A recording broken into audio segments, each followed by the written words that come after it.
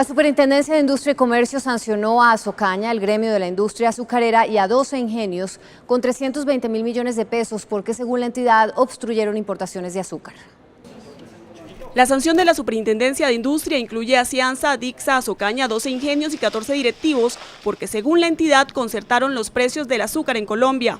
Por haber colaborado, facilitado, autorizado, ejecutado o tolerado la conducta anticompetitiva sancionada en la modalidad de cartelización empresarial. Según la investigación del organismo de control, los sancionados obstruían la importación de azúcar desde Bolivia, Guatemala, El Salvador y Costa Rica.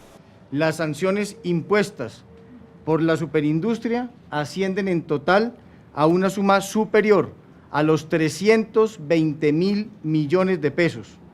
Las multas impuestas a los ingenios no superan el 7% de sus ingresos operacionales anuales ni el 7% de su patrimonio.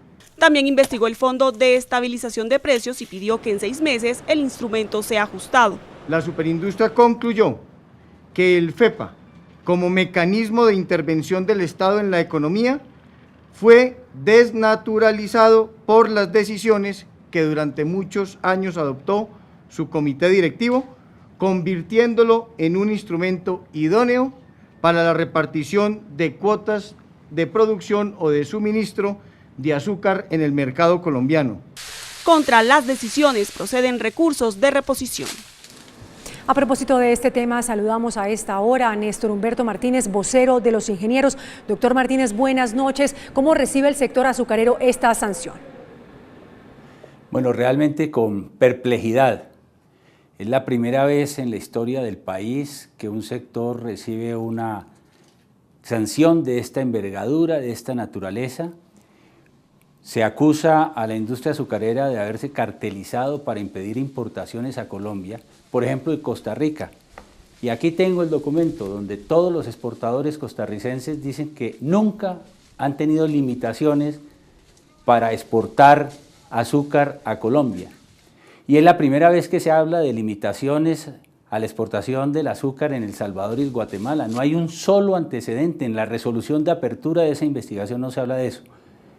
Pero es más, se llega al extremo de decir que el comité directivo del FEPA, como lo acabamos de escuchar, ha abusado de esa posición en beneficio de la industria azucarera, pero no se dice que el comité directivo del FEPA lo preside el ministro de Agricultura de Colombia.